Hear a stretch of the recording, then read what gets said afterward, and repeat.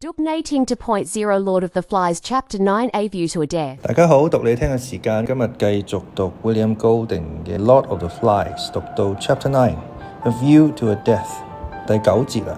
咁上一節咧就講 Jack 同埋 Ralph 佢哋兩邊終於都決裂啦。Jack 本身咧喺決裂嘅時候咧冇人跟佢走嘅，咁但係慢慢咧喺 Ralph 陣營嘅人咧又會靜走咗去 Jack 嗰邊。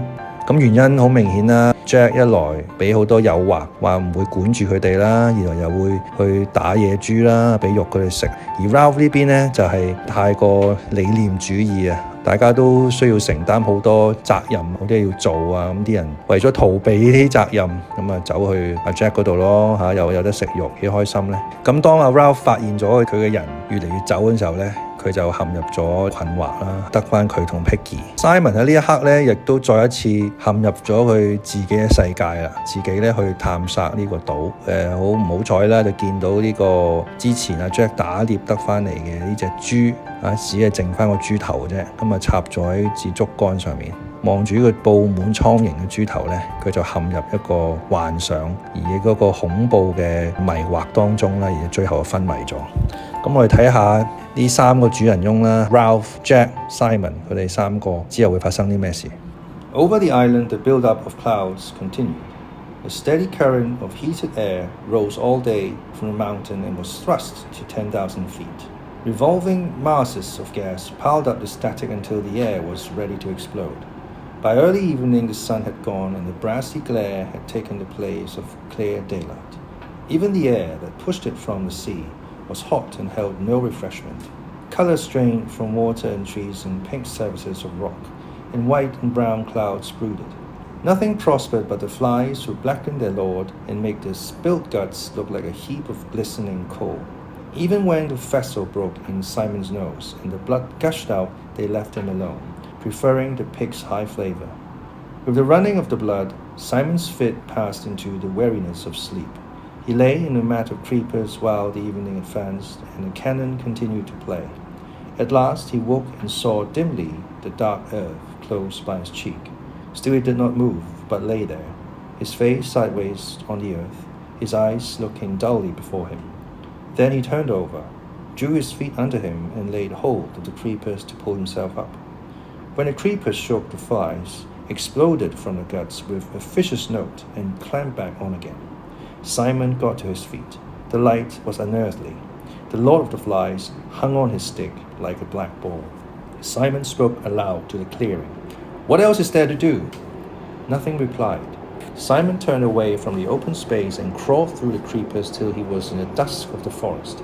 He walked drearily between the trunks, his face empty of expression, and the blood was dry round his mouth and chin. Only sometimes, as he lifted the ropes of creeper aside and chose his direction from the trend of the land, he mouthed words that did not reach the air. Presently, the creepers festooned the trees less frequently, and there was a scatter of pearly light from the sky down through the trees. There was the backbone of the island, the slightly higher land that lay beneath the mountain where the forest was no longer deep jungle. Here there were wide spaces interspersed with thickets and huge trees, and the trend of the ground led him up as the forest opened. He pushed on, staggering sometimes with his weariness, but never stopping. The usual brightness was gone from his eyes, and he walked with a sort of glum determination like an old man. A buffet of wind made him stagger, and he saw that he was out in the open, on rock, under a brassy sky. He found his legs were weak, and his tongue gave him pain all the time. When the wind reached the mountain top, he could see something happen, a flicker of blue stuff against brown clouds. He pushed himself forward, and the wind came again, stronger now, cuffing the forest heads till they ducked and roared. Simon saw a humped thing suddenly sit up on the top and look down at him. He hid his face and toiled on. The flies had found the figure too.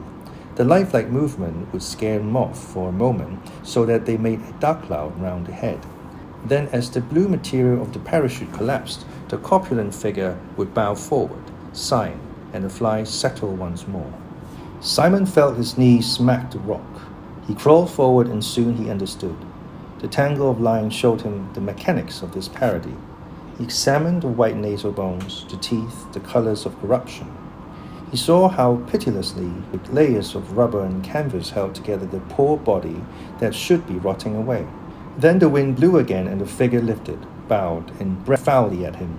Simon knelt on all fours and was sick till his stomach was empty. Then he took the lines in his hands. He freed them from the rocks and the figure from the wind's indignity. At last he turned away and looked down at the beaches. The fire by the platform appeared to be out, or at least making no smoke. Further along the beach, beyond the little river and near a great slab of rock, a thin trickle of smoke was climbing into the sky. Simon, forgetful of the flies, shaded his eyes with both hands and peered at the smoke. Even at that distance, it was possible to see that most of the boys, perhaps all of the boys, were there. So they had shifted camp then, away from the beast. As Simon thought this, he turned to the poor broken thing that sat stinking by his side. The beast was harmless and horrible, and the news must reach the others as soon as possible. He started down the mountain and his legs gave leave him. Even with great care, the best he could do was to stagger. "Bathing," said Ralph. "That's the only thing to do." Peggy was inspecting the looming sky through his glass. "I don't like them clouds. Remember how it rained just after we landed? Going to rain again." Ralph dived into the pool. A couple of litlins were playing at the edge, trying to extract comfort.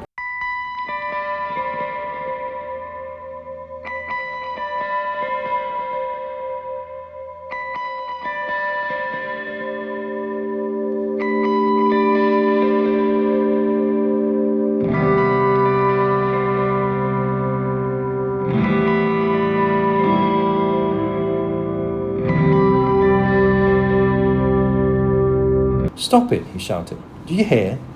Furiously he drove the water into Ralph's face. All right, said Ralph. "Keep your hair on." Peggy stopped beating the water. "I got a pain in my head. I wish the air was cooler. I wish the rain would come. I wish we could go home." Peggy lay back against the sloping sand side of the pool. His stomach protruded and the water dried on it. Ralph squirted up at the sky. One could guess at the movement of the sun by the progress of a light patch among the clouds. He knelt in the water and looked round. "Where's everybody?" Peggy sat up. "Perhaps they're lying in the shelter. Where's Sam Eric? And Bill?" Peggy pointed beyond the platform. "That's where they've gone. Jack's party." "Let them go," said Ralph uneasily. "I don't care. Just for some meat." "And for hunting," said Ralph wisely. "And for pretending to be a tribe and putting on war paint." Peggy stirred the sand underwater and did not look at Ralph. "Perhaps we ought to go too." Ralph looked at him quickly and Peggy blushed. "I mean, to make sure nothing happens." Ralph squirted water again. Long before Ralph and Peggy came out with Jack's lot, they could hear the party. There was a stretch of grass in the place where the palms left a wide band of turf between the forest and the shore. Just one step down from the edge of the turf was the white blown sand of about high water, warm, dry, trodden. Below that again was a rock that stretched away toward the lagoon. Beyond was a short stretch of sand and then the edge of the water. A fire burned on the rock and fat dripped from the roasting pig meat into the invisible flames. All the boys of the island, except Peggy, Ralph, Simon, and the two tending the pig, were grouped on the turf. They were laughing, singing, lying, squatting, or standing on the grass, holding food in their hands. But to judge by the greasy faces, the meat-eating was almost done, and some held coconut shells in their hands and were drinking from them. Before the party had started, a great log had been dragged into the center of the lawn, and Jack, painted and garlanded, sat there like an idol. There were piles of meat on green leaves near him, and fruit and coconut shells full of drink. Peggy and Ralph came to the edge of the grassy platform, and the boys, as they noticed them, fell silent one by one till only the boy next to Jack was talking. Then the silence intruded even there, and Jack turned where he sat. For a time he looked at them, and the crackle of the fire was the loudest noise over the droning of the reef. Ralph looked away, and Sam, thinking that Ralph had turned to him accusingly, put down his gnawed bone with a nervous giggle. Ralph took an uncertain step, pointed to a palm tree, and whispered something inaudible to Peggy, and they both giggled like Sam. Lifting his feet high out of the sand, Ralph started to stroll past. Peggy tried to whistle. At this moment, the boys who were cooking at the fire suddenly hauled off a great chunk of meat and ran with it toward the grass. They bumped Peggy, who was spent, and yelled and danced. Immediately, Ralph and a crowd of boys were united and relieved by a storm of laughter. Piggy once more was the center of social derision, so that everyone felt cheerful and normal. Jack stood up and waved his spear. "Take them some meat." The boys with the spit gave Ralph and Piggy each a succulent chunk. They took the gift, dribbling. So they stood and ate beneath a sky of thunderous brass that rang with the storm coming. Jack waved his spear again. "Has everybody eaten as much as they want?" There was still food left, sizzling on the wooden spits, heaped on the green platters. Betrayed by his stomach, Piggy threw a pig bone down on the beach and stood for more. Jack spoke again, impatiently. "Has everybody eaten as much as they want?" His tone conveyed a warning, given out of the pride of ownership, and the boys ate faster while there was still time. Seeing there was no immediate likelihood of a pause, Jack rose from the log that was his throne and sauntered to the edge of the grass. He looked down from behind his paint at Ralph and Piggy. They moved a little farther off over the sand, and Ralph watched the fire as he ate. He noticed, without understanding, how the flames were visible now against the dull light. Evening was come, not with calm beauty, but with the threat of violence. Jack spoke. "Give me a drink." Henry brought him a shell and he drank, watching Piggy and Ralph over the jagged rim. Power lay in the brown swell of his forearms. Authority sat on his shoulder and chattered in his ear like an ape. "All sit down." The boys ranged themselves in rows on the grass before him, but Ralph and Piggy stayed a foot lower, standing on the soft sand. Jack ignored them for a moment, turned his mask down to the seated boys and pointed at them with the spear. "Who's going to join my tribe?" Ralph made a sudden movement that became a stumble. Some of the boys turned toward him. "I gave you food," said Jack, "and my hunters will protect you from the beast. Who will join my tribe?" "I'm chief," said Ralph, "because you chose me, and we were going to keep the fire going. Now you run after food." "You ran yourself," shouted Jack. "Look at the bone in your hands." Ralph went crimson. "I said you were hunters. That was your job." Jack ignored him again. "Who'll join my tribe and have fun?" "I'm chief," said Ralph tremulously. "And what about the fire?" "And I've got the conch." "You haven't got it with you," said Jack, sneering. "You left it behind. See, clever? And the conch doesn't count at this end of the island." All at once the thunder struck. Instead of a dull boom, there was a point of impact in the explosion. "The conch counts here too," said Ralph, "all over the island."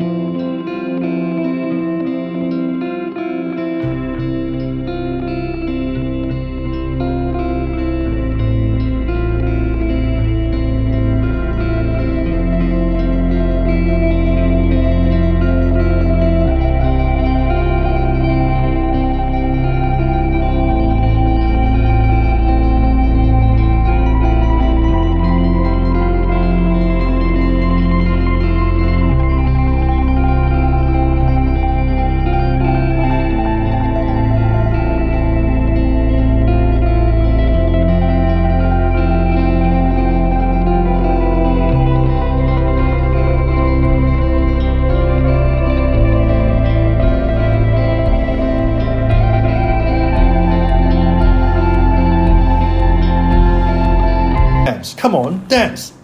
He ran stumbling through the thick sand to the open space of rock beyond the fire. Between the flashes of lightning, the air was dark and terrible, and the boys followed him, clamorously. Roger became the pig, grunting and charging at Jack, who sidestepped. The hunters took their spears, the cooks took spits, and the rest clubs of firewood. A circling movement developed and a chant. While Roger mimed the terror of the pig, the little ones ran and jumped on the outside of the circle. Piggy and Ralph, under the threat of the sky, found themselves eager to take a place in this demented but partly secure society.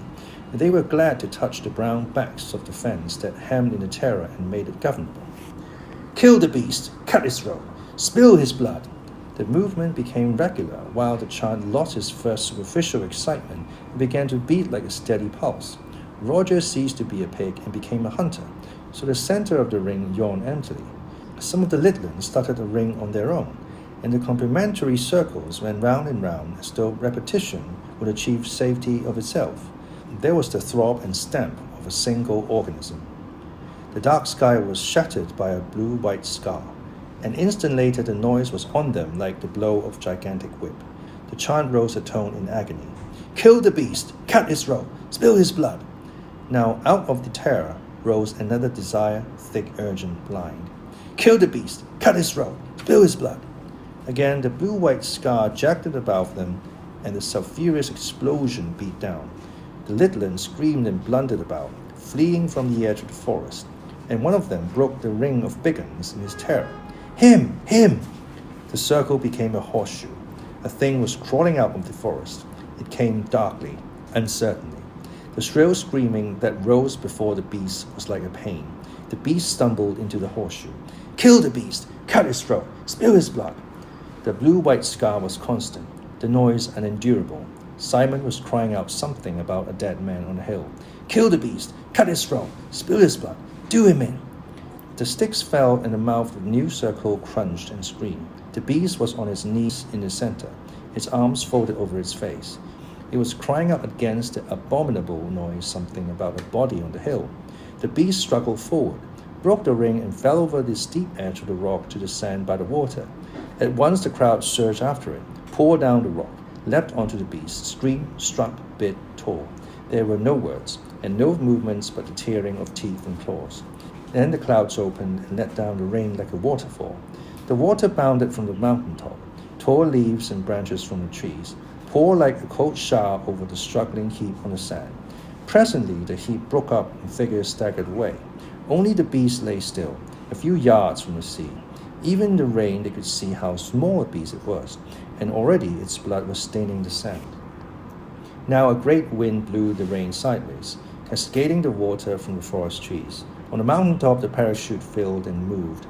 The figure slid, rose to its feet, spun, swayed down through the fastness of wet air, and trod with ungainly feet the tops of the high trees. Falling, still falling, it sank toward the beach, and the boys rushed screaming into the darkness.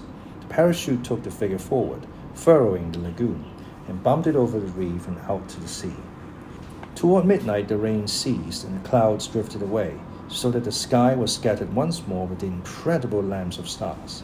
Then the breeze died too, and there were no noise save the drip and trickle of water that ran out the clefts and spilling down, leaf by leaf, to the brown earth of the island.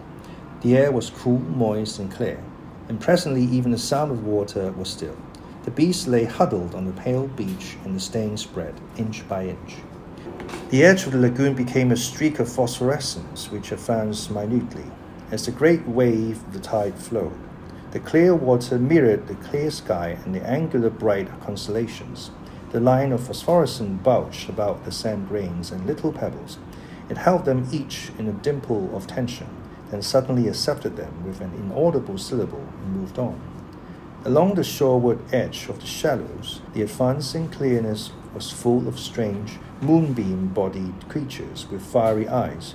Here and there a larger pebble clung to its own air and was covered with a coat of pearls.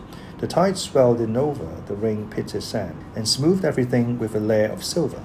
Now it touched the first of the stains that seeped from the broken body, and the creatures made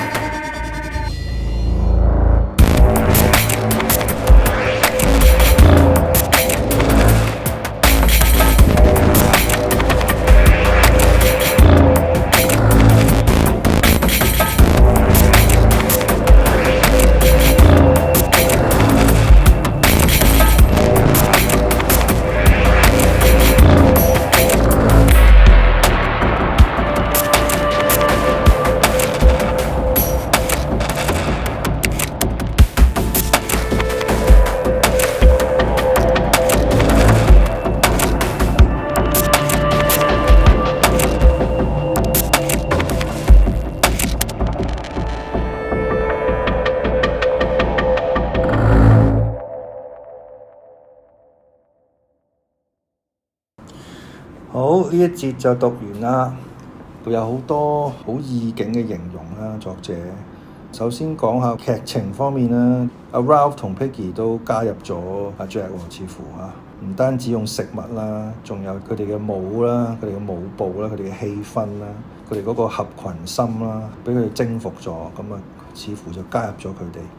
雖然喺理念上面係有衝突嘅，但係 Ralph 同 Piggy 呢一刻咧，似乎進入咗阿 Jack 嗰個族群嘅迷惑啦，就係要殺戮消滅野獸啦。咁 Simon 另外呢一邊咧就比較有趣啦，就係佢終於發現咗神秘嘅野獸原來係咩回事，原來佢只不過係一個降落傘同埋嗰個降落傘員都係死咗多時啦。